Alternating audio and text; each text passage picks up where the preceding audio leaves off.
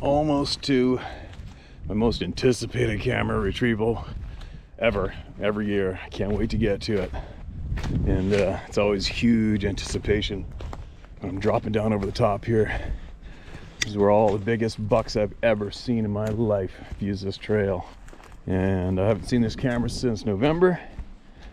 And it's gonna be very interesting. I think I got 1, 2, 3, 4 cameras down here all together. Hopefully they're here. Here we go.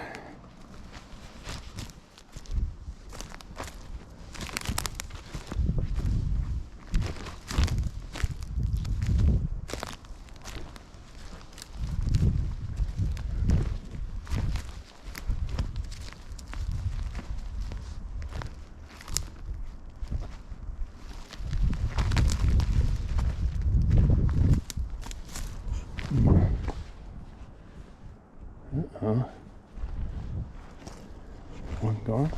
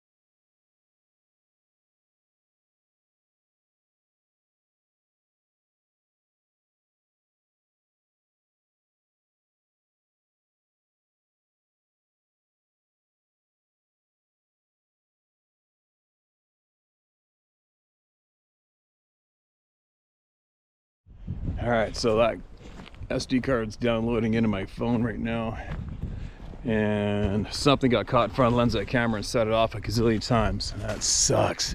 That is why I put more than one on this important intersection.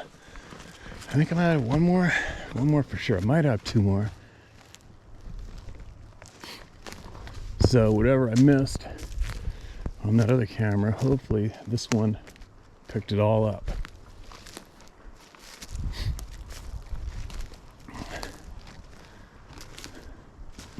He's about 7 feet off the ground.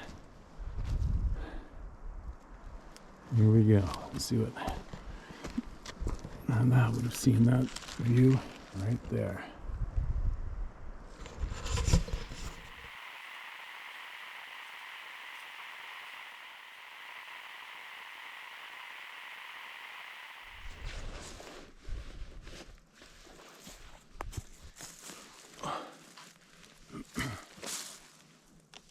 Well, there's some heavy mosquitoes out right now, but it takes a little bit for them to find you. See how long I can last here. I'm gonna try to make up for what I missed out on last night. Just finished grabbing up I grabbed 5 trail cameras. I'm in the coastal mountains of British Columbia now. And I'm gonna do this, keep heading north, stop, eat some food, see some people I know. And then I don't know where I'm gonna end up today, but I'm gonna keep pushing north. So, here's some of those emails I read last night and the SD card failed.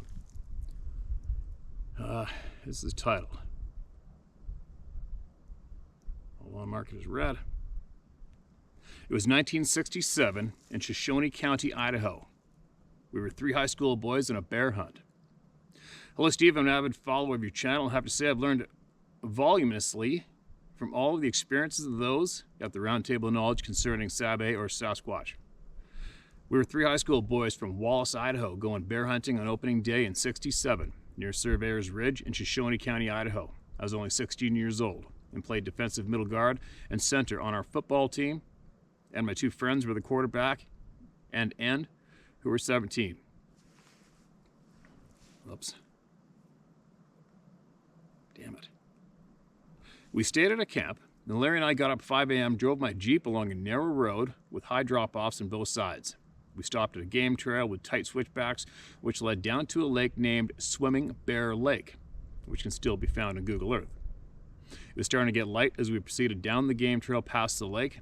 Suddenly, a large rock nearly the size of a man's head went bumpity-bump ahead of us down the trail and slammed into a bush beside the trail.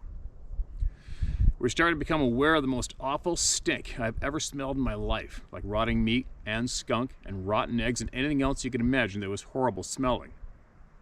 Larry walks quickly down to where the boulder had stopped in the bush and looked up at me, and his eyes got really big. And he said, "Wow, something really big just went right behind you." I felt something hairy brush my ski jacket. Holy shit, so right behind you. I had felt something hairy brush my ski jacket, and we both heard it take 2 or 3 leaps into the high brush beside the trail, less 10 feet or more per leap. I want you to know right there that we were very young. We had never even heard there was a Sasquatch or Sabby or anything like that. Nobody had ever talked about it in our town. We honestly thought it was most likely a large bear. Suddenly, the thing raised up what looked like a couple of feet above the brush, like it was circling around close to the trail we had just walked over. And I said, "There it is." We both had 8 or 9 shots in our 30-06s. We both started firing at it as fast as we could, reloaded, and shot another 16 shots towards it. I respect the life of these creatures, and if I had known anything at all about them, none of us would have shot at it or even potentially killed it. Even though I don't believe that you can really kill a Sasquatch unless you are really loaded with military weaponry and are an Army Ranger or somebody with extreme shot-making capability. Holy shit, you guys. I said, "Larry, I think we should go down there and see if we hit it, and see if it's dead or not." Still assuming that it was still a bear, and a very large bear, with kind of a dome head. The creature had moved with great speed and appeared to be quiet, athletic as it leapt through the brush. Larry appeared to be a little scared and said, "No, man, I really don't think we should go down there. What if it's a grizzly with cubs, or it could be anything out here?" Well, I felt that here was greater wisdom, and I should not proceed down there, especially without him, although I felt no fear during this whole time, and he was not in any way frozen with fear. We checked out behind the tree where the creature had been standing with the rock that he had thrown down the trail ahead of us. And he had made a woven reed bed for himself to sleep, apparently. And that was truly expertly woven. Our plan was to walk down the trail further, so we took off at a normal walk and didn't run into any bear, but ran into elk and deer, the biggest herd I'd ever seen just down the valley a little. So we watched them for a while, didn't see any bear. So we turned around and walked back up the trail and slept beside the Swimming Bear Lake for about an hour because we were exhausted from the tough climb, thinking nothing of the creature that we had potentially just shot. But we were only 16 and 17, so we had a lot of hunting and fishing experience. We just didn't have any knowledge of this kind of creature, so we assumed it was a bear. And Larry said, "I don't think we should tell anybody about this. And I agreed to a pact of silence because until we got further understanding, it seemed too far out to suddenly come across a creature like that, even though we were way, way up in the woods beyond where most people would venture. I read about there being Bigfoot in Oregon in Argosy magazine and began to put 2 and 2 together a year or so later. And when I thought about it, I thought that the creature had very much more man-like face than a bear and didn't appear to have any ears poking up and even appeared to be smiling when I thought about it for a long time. Please remember that we were so young and there was no knowledge, and I mean absolutely no knowledge of these creatures in '67 around August. The only thing that still haunts me is that years later, approximately 10 or 15 years, Steve, the only thing that still haunts me is that years later, approximately 10 or 15 years, Steve, who was a cat skinner and skinner operator in the area, wrote, is Snowcat in the middle of the night from Lookout Pass to the Silver Dollar Bar and appeared to be torn up in the middle of the night, and there's almost no one as expert as he was in the woods. Okay, there's a few typos in here. So I think what he meant to say was no one was an expert as he was in the woods. My friend Larry had bought a Dude Outfitters ranch in the Thompson Falls, Montana, or thereabouts, and I specifically remember him meeting a tragic fate in the middle of the night also. Oh, you mean the other guy got killed? If I'm wrong about this, I'm sure my classmates or others will tell me about it. But Steve was a closer friend, and I really believe his body was torn up on that snowcat ride he was taking. Where I'm going with this is that it seems that these creatures eventually will hunt down those who have killed or wounded one of their own. And I just am only speculating here because I don't really know what happened to them. I went to Hawaii on a search for the true God when I was around 19, and I found the true God in the Jesus movement in Hawaii from 71 to 76, where I became a discipleship leader and didn't really think about this experience much. I believe that these creatures could very well be survivors of the great flood of Noah. I appreciate how much knowledge has been shared at your roundtable knowledge, Steve, and you're doing a valuable service to all of us who are yet learning. In Christ, Jeff McKim. Well, that's a holy shit story, Jeff. 16 shots and the thing's smiling at you. Wow. Hope I didn't butcher that too much. There's a few typos in there, you guys. I think we got a little messed up where I believe you meant to say his his body was shredded up by the cat Skinner. Brutal. See anything behind me yet? Actually, just about 800 yards that way is where I found prints, and just up on that ridge up there is one time, first light in the morning, I could hear human-like yelling, booming from across the other side of the cut right there. And where I videotaped those bright lights up in that high alpine is, I can see that alpine valley straight through there about a mile away. So that's where I'm right now. All right. These are going to be short, okay, you guys? And maybe I'll do a couple day, who knows? Because I got to get going. 30-second email read. All right, let's start the timer. Steve, given your decades of outdoor experience, you've seen a lot of things, and I'm certain you can distinguish the difference between certain animal tracks, trails, nests, etc. I know you're smart, but let's put your knowledge to the test. In your honest opinion, and be honest, can you really tell the difference between Trudeau and fresh bear shit? Yours truly, Chief Celebrity Wildlife Biologist, Fats Money Taker, Adirondack Division. All right, what was the question again? Can I tell the difference between Trudeau and fresh bear shit? Well, yeah, it's obvious. I mean, obviously the bear shit's more qualified to run the country than he is, right? So that's an easy one. Fire, give me a challenging question next time, buddy. All right, thanks for that one. I'm sure there's a handful of people out there laughing, and there could be possibly a few Karens out there unsubscribing right now. All right, here's one more. I'm going to do this one more. I'm going to get going, and hopefully maybe I'll be able to load this on the way. I don't know. Relic, Great Apes, Government Lies, and Cover-Ups. Dear Steve, howdy. I'd first like to thank you for doing what you do. It's quite evident you have and continue to help a good many people. It's my opinion that's why we're here on the planet. My name is Neil Lasilla, 53, from Richland, Washington, home of the Hanford Nuclear Reservation. I've been an outdoorsman my whole life. Everyone in my entire family was as well, hunting, fishing, camping, etc.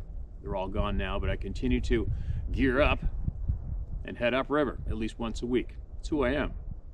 My encounter with Sasquatch occurred Saturday, 28th November 1998 at approximately 10 p.m.